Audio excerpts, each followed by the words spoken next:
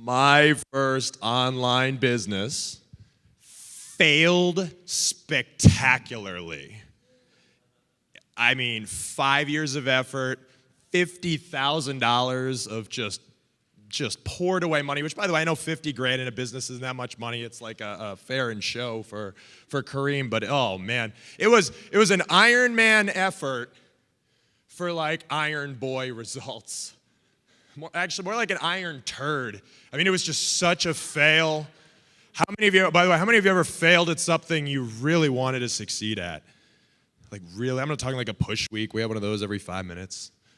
I mean like, something you really wanted. And in that failure, the only way you salvage it is if you can learn. And you sit there and you look back at that failure and you say, why? And you start to ask questions.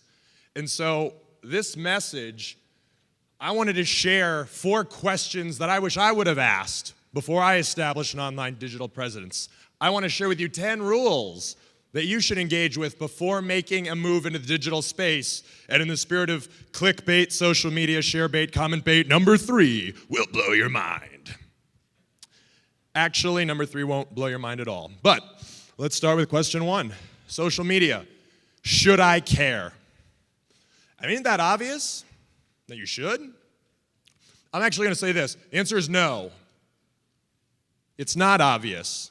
There's people in this room that social media should be really, really, really low on your priority list. If you are, by the way, looking for the magic CPO bullet, which doesn't exist, copycatting, Dowd does it, I need to do it too. But Gary V said I should be on this, that, and this, that, and this, that. The same Gary V, by the way, that hates direct sales with every bone in his body, despite the fact he has no problem selling us all his books with retargeting ads. If that's you, maybe no, you shouldn't be. Or if you're using it as a benign distraction for undesirable but proven day-to-day business activities, then maybe you should not be. However, if you are releasing a bottleneck of one of 2 areas, if you're making a particular thrust in 2018, or if you're at the intersection of passion, you just love social media, you love marketing, you love this thing, and you love selling Cutco, well, then you know what? Maybe it is your time. If you hate social media, I wrote down, don't force yourself to love it, but force yourself to explore it. From my standpoint, I would love if a 2019 Pioneer Award was an award, if there was one, for one of you making advancement in social media. In fact, to sweeten the pot, from my end, I'll throw in $1,000 worth of Cutco, my budget, not Dave Bush's, for any of you that have a shot at winning that award, assuming I get invited back next year. Social media is not yet mandatory for success, but I'm telling you it's coming. In the meantime, one thing I learned, don't solve problems you don't have. As vector people, we're personal growth nuts, but we only have limited resources.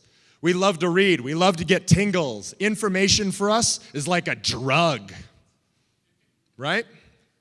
But don't solve problems you don't have. Maturity is exploring what's necessary, not just what's entertaining. The second question you should be asking yourself, how will you measure your ROI in any social media activities you do? Your return on investment, specifically time. Building a platform is a game of sweat equity.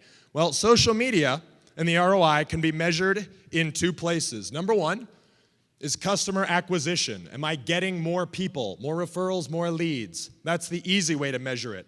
The not so easy way to measure it is lifetime value. There's people like me in every company that go to their executives and try to justify their existence, and they try to prove their ROI. And I'll tell you, it's not always easy. But let me tell you what the goal of social media long-term value is. So it was April of 2015. I was coming back from a business trip, visiting my boss, Jeff Kunkel. And when I left, my yard was brown. When I got back, my yard was yellow. Why? Dandelions. Everywhere. I had a dandelion problem all of a sudden. That happened quickly. So what did I do?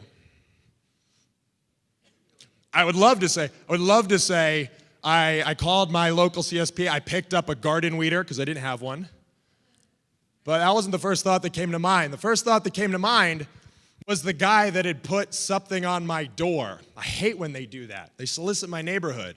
So I go and I go to throw it away, and right before it hits the trash can, I look at it, and it says, 5 reasons lawns explode with dandelions. I'm like,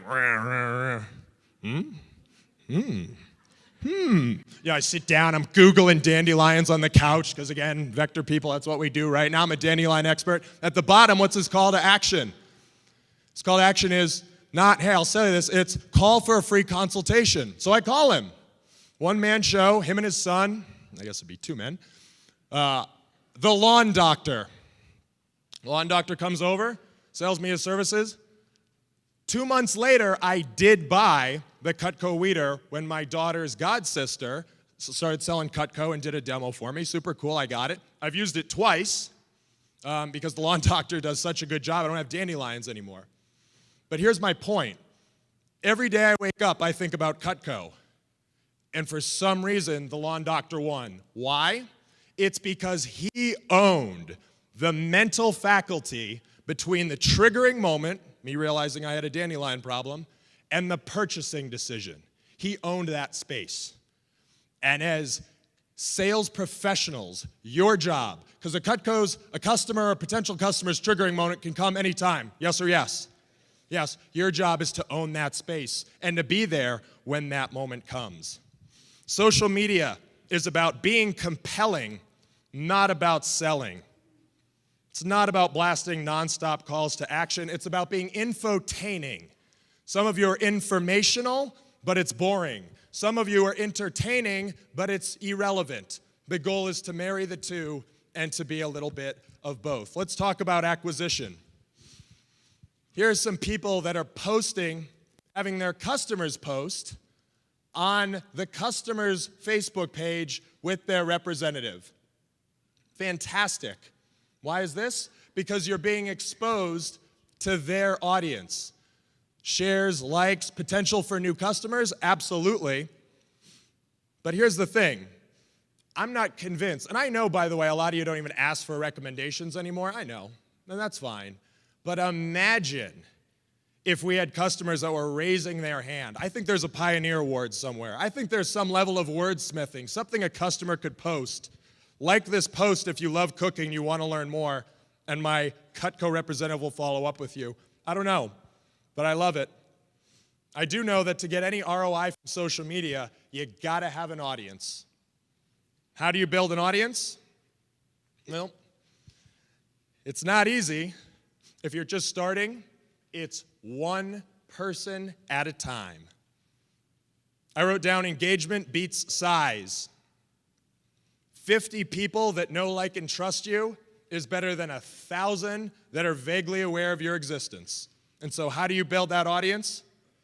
A systematic ask.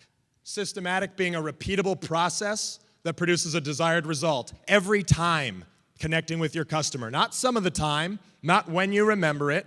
It could be anywhere. It could be the last part of the appointment. It could be an automated email sequence. It could be a follow-up text message. It could be you putting it in with your phone contacts. It could be like Tara does, where she stamps all her receipts with Connect with Me on Facebook. It could be you going and connecting with them on Facebook, although I will tell you, if you don't give them a heads up, that will turn some people off. But hey, if you do it repeatedly, it's systematic. Building your audience. Easy ask. Hey, I'm trying to build my social network. I want to sell 250 this year. I need to meet new people. I'm going to connect with you on Facebook. I hope that's okay. Now, I'm going to recommend that where you build this, and this is important, is on your personal profiles. Start there. Wait on the business profiles. Start in personal, especially because on January 11th, if Facebook is your platform that you're going to start building, Mark Zuckerberg came out and communicated to the world, hey, it's officially 100% pay to play for non-engaging businesses, meaning we're going to now give priority in the Facebook algorithm to personal profiles, and above all else, Facebook Live. I'm going to recommend, by the way, that you get very, very good with Facebook. A, because our target market is there, and B, you guys are already there and are already native users. If you want to learn more, plus I love lists. There's a link there if you want to be step-by-step walkthrough with lists. So that way if you use your personal profiles for multiple things, you can segment your audiences and not intersect with any of them. Compelling, not selling. I love how Mike Dowd marries, even on his business pages, a piece of himself, of his personality, how he talks about Jesus. He connects with his son, his wife, and Cutco, which is a part of him. It's not all business, it's I'm an individual. I love on his Facebook page, which by the way, because of the announcement of Facebook, if you don't have one, again, I wouldn't start one yet. If you do have one, then two things, Facebook Live, an independent Cutco sales rep. Mike is a great guy to model, follows every rule. By the way, rules are not made to be broken. The idea of the rules, which if you haven't read them and you want to make a big splash into digital media, then absolutely check out bit.ly/Cutco rules. Read it once, you'll understand it. If you have questions, ask, okay? Steve came up yesterday and I just loved how he put it. We're here to compliment, not compete. I got the sense that he was almost like reassuring you guys. Now, I don't work for Cutco Cutlery or Cutco Corporation. I'm on the Vector side, so I have no problem saying this. As a digital marketer, if your strategy is putting you in competition with the Cutco Corporation or each other, then your digital strategy isn't in the right place. It's the wrong strategy. Back to Dowd. His Pinterest, I love it. Multiple facets. I want to talk to you, by the way, Mike, about Barnes. I didn't stalk your entire board, but I did some of it. It's compelling, things beyond Cutco. Here's the thing about launching a platform, it's a myth that if you build it, they will come. No, they won't. No, they won't.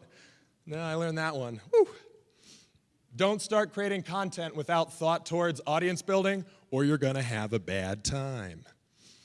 Rule number 5, doing one platform well beats doing several platforms mediocre. Now, there are some of you that would argue with me on this, but you'd probably run out of arguments, and I would be able to give you evidence upon evidence upon evidence of why that's incorrect. Every media company, big and small, ESPN, they started with one platform. Their flagship was SportsCenter. Before anything else, there was SportsCenter. Tim Ferriss, before there was a podcast, before there was this, that, and the other, there was one thing. There was the 4-Hour Work Week. That was his platform. That was his book. You have limited resources, put it all into one place, get that good, and then expand. I wrote down publish regularly. The key to doing one platform well is this right here. It might be daily, might not be daily. You can use automated software like Hootsuite or Buffer. I love the framework that Shelby Wildgust gave me, the 5-2-1 framework, or the 10-3-2-1 framework, which I'll talk about in a moment. The point is having a regular publishing schedule, because those who don't publish regularly are quickly forgotten. Again, the goal is to be top of mind when the triggering event occurs. You always have an invisible customer. The invisible customer that you're competing against is them doing nothing. And if you're not doing anything, it's easier for that customer to win, because the opinion of your audience is the only one that matters. Tara did a Facebook Live of her Hall of Fame induction at Central Region year-end banquet. Her most explosive post yet. 898 views already, 160 likes, 60+ comments. It blew up. And her response was, I hated doing it. I didn't want to do it. But Tara understands it's not about her, it's about her audience. And her audience loved it. What will your audience love? Every day as business leaders, we compete for one thing. What is that one thing? It's attention. Before the dollars comes the attention. Understand that attention is transactional, meaning I'll trade you my attention for something valuable. Let me show you 4 types of valuable content. Content about yourself, sunshine content, science content, and sales content. This is a very basic, very simple marketing mix. I had a social media mentor tell me 5 years ago, he goes, Mike, here's what you need to do. You just need to publish through the suck. I'm like, what do you mean by that? He's like, you're going to suck when you first start this. I'm like, well, I don't want to suck. I don't want to look bad. He's like, no, you don't have to worry about looking bad. You don't have to worry about looking bad because no one's going to be paying attention to you. I'm like, well, what about? He's like, well, they're not paying attention to you now either. You don't have anything to lose. So just publish through the suck. And then you'll become somebody who they can't not pay attention to you. How many of you guys realize that to be true? We get better. We improve. Don't be shy. Just go live. Oh, I don't want to be the guy that's just posting like what they're eating and stuff. Are you kidding me? Our market is cooks, not chefs. That's exactly the guy you want to be.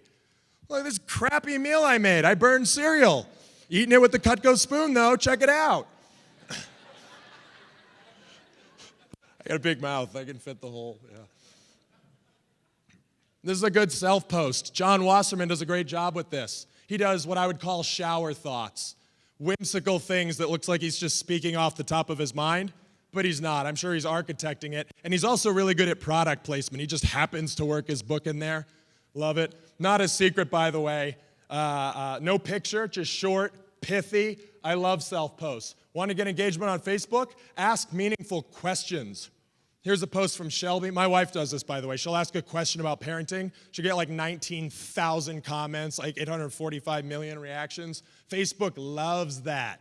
They love it. Shelby's here asking about Craigslist. You see just a ton of comments, ton of engagement. Ask meaningful questions. Sports, if you're into sports, I know not all of you are, it's totally cool. Talk about sports. Sports are okay. Sports, though, are about as controversial as I'd go. No controversy, no politics. If I am Rob and Shelby's customer here, I look at this photo and I think, wow, here's a guy who is loyal to the losing Super Bowl team. Imagine how loyal he's going to be to me as a Cutco representative.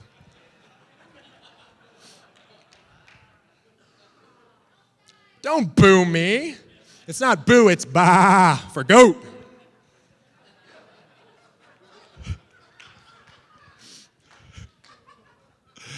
Dowd, by the way, has so much fun with his customers. Another self-post, but he mixes it in. He does competitions, his March Madness. You don't have to do this. You don't have to do this with sports. You are limited by your imagination. How about sunshine content? Sunshine content is shouting people out. How about a sincere public thank you every time somebody buys X dollars from you? How about that on Facebook Live because it'll get more engagement? I want you to embarrass your customers with praise. Shine some sunshine on them. How about sunshine on our company? I want to hear about the community service you are all doing. I want to hear about the community service that you're all into. No click here to donate. No click here to learn more. Just here's what it is, and here's why I'm passionate about it. Be vulnerable. In order to be believed, we have to be authentic. In order to be authentic, we have to be vulnerable. In order to be vulnerable, we have to be willing to look stupid. Let's look stupid. No one's paying attention anyway until they are. How about some sunshine on products? No salesy asks, just shining love. Look at that engagement. Engagement, my friends, is currency. Currency, reactions, likes, comments, views, pins matter. Science content. Science content is how-to content, how to do this, answering questions, trivia, did you know? I love Dowd's YouTube channel here because he's got a mixture of different content types. Everything in red there, you see, I would categorize as science content. And what's wonderful about social media is you're your own unique person. You're branding you. We don't have time today about how to find your authentic voice in the digital sphere. Maybe sometime I'll definitely take you through that, but you can be you. Hey, did you know that Teflon kills cockatiels? My animal lovers, what do you think about that? If that's you, do it that way. Hey, here's a picture of Fluffy. Unfortunately, Fluffy's no longer with us. Fluffy Minaj died because the insensitive owner used Teflon. What a tragedy. If that's you, do it that way. By the way, important point. You don't have to make all the content yourself. Like, oh my gosh, like Cutco Corporation produced 600 pieces of content. And by the way, I'm sure if you ask Steve, he'll tell you in his team the same thing he'll tell you in my team. We have some hits and we have some misses. You don't know about the misses, but you know about the hits. If I'm a CSP, I am going through their content and sharing the post about how long have you had your Cutco. Because if I ask on my page, maybe one of my 25 customers will speak up. But if I share theirs and they have like 986 comments, I want my 25 customers I'm connected to read that. Favorite testimonial of the week? I'm not going to have time to go through that, but when they publish that, these guys sit down, talk about it, fight about it for 5-10 hours. You did all the work for me. Share that. We're not in competition with each other. This is team. The best compliment you can get is this. The best compliment you can get from somebody is, you share the most interesting stuff. Want to know what to do your science content on when you're doing and working shows? Go to your Eventalytics portal. Eventalytics. See what's popping at the show or what popped last year and lean in. That's the stuff they want to hear about it. Sales content. Getting down to the wire here. It's all about calls to action. I want you, okay, I've entertained you. Are you not entertained? I want you now to do something. I want you to do something. I want you to give me a referral. I mean, this is a no-brainer. A no-brainer. I want you to come stop by and see me at my booth, and see me at the mall, and see me at the event. See, all the equity you've built by being top of mind, owning that space between trigger and purchasing decision allows you to make that ask, and you will never be perceived poorly. And so from before, here's a basic content mix. Posting 8 times. Make 5 of them about yourself. 2 of them, sunshine content in what you do and what you do. And 1 ask. This is great for a personal brand. Corporate brands, Cutco, 50-50 split, makes all the sense in the world. Personal brand, do something like this right here. How often? Well, once per week. You could do it once per week, 1 post a day and an extra sales ask. You could do it once per month. I wouldn't do it any less than that. But here's the thing. Start small and don't overcommit, because launching a platform is like having a baby. And you know what? Don't have kids if you don't want to commit to parenting. The idea is I would rather you produce poor content than start speaking and then go silent for 4 weeks or 4 months. This is a marathon, not a sprint. This is, it's got to be sustainable for you as you build your audience and skills, and then as you get more advanced, as you have more skills, you have more practice, maybe you have a team, like we do on our team, where we have different creatives offering different things for different platforms. It gets bigger, it gets more exciting. Maybe now it's on your personal brand, a 10-3-2-2 mix. You can expand it, but start small. Wrapping up, question 4. Well, what's next? This is a social 101 talk. What's next for you? And what's next for our great company? Sorry my voice is so dry and my lips are so chapped and I'm so hoarse, and hopefully my 95 PowerPoint slides have taken away from the fact that I sound like a rattlesnake here.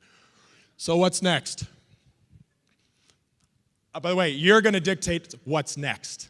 I can't wait to see where the innovation comes. And I hope to be a small sounding board or part of it. I can't wait to discuss more about optimizing your personal profiles and really making the people that are part of this great company the thought leaders and the pioneers and fantastic content producers. Robert Scoble in the 90s turned Microsoft from the evil empire into respected within the tech community because of everything he did in the social sphere.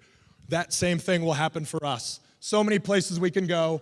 If you want to connect with me, hit me up on... Oh, thanks, John. I thought you were coming up here to say I'm done, like you're off the stage. Really quick with the Thank you. Gosh, thank you so much. No, man, thank you so much. Anyway, listen, I'm excited about possibilities. I'm excited to see what you guys come up with. I'm an open networker on my Facebook, Snapchat, and LinkedIn. So if you want to connect with me, please do so. And you know what I'd love? Connect with me on Facebook and just tag me in your stuff. Tag me in your Cutco stuff. You want to brag? Be like, check out what I'm doing. Check out what I'm doing. I'd love to see what you're doing because I am rooting for you hardcore. And so I end with this. Who in this room is going to help our great event team takes the next step in our company's digital evolution? Thank you so much.